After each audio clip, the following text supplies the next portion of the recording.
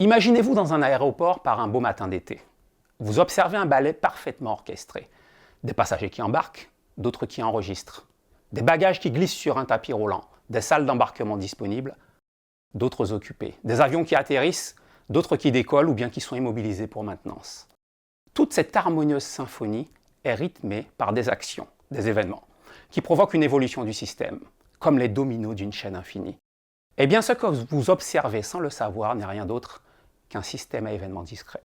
Et cela représente exactement le cœur de mathématiques de recherche. Donc, qu'est-ce qu'un système à événements discrets? Donc, c'est un système qui comporte des états et des événements. Et le changement d'état intervient sur l'occurrence d'un événement. Donc, on trouvera deux types de transitions. Des transitions discrètes, c'est-à-dire qu'un événement se produit dans le système, et des transitions continues. Pas d'événement, mais le système vieillit par écoulement du temps. En plus, nous étudierons des systèmes à contrainte de temps. Donc, nous aurons des durées opératoires. Et ces durées opératoires ne seront plus sous la forme d'une durée ponctuelle, mais sous la forme d'un intervalle. La durée minimum de cet intervalle représentera le temps minimum pour qu'une information soit exploitable. Passé la durée maximum, l'information pourra être considérée comme étant obsolète et non exploitable pour plus tard. L'outil de modélisation que nous avons choisi, ce sont les réseaux de Petri temporels. C'est un outil graphique constitué de places et de transitions reliées entre elles par des arcs.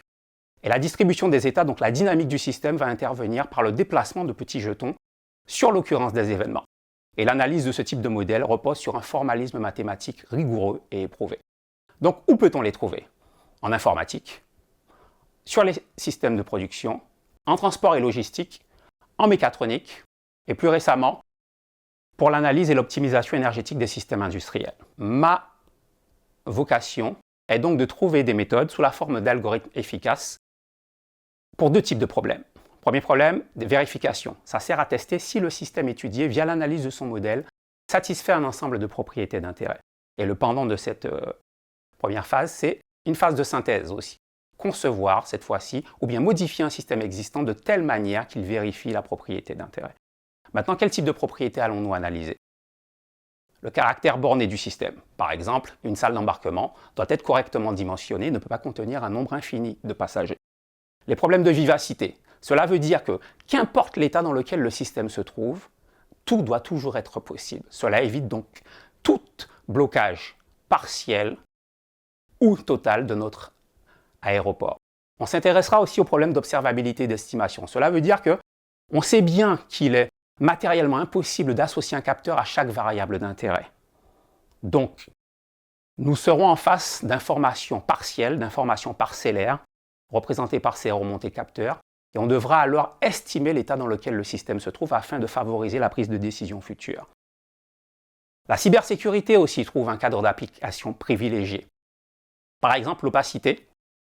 Imaginons donc un observateur externe qui a accès à certaines remontées du capteur, il possède alors sa propre vision du système.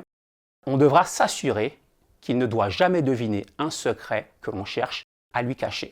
Ce secret peut prendre la forme d'une séquence d'événements ou d'un ensemble d'états critiques. Et ceci afin de préserver l'intégrité de notre système.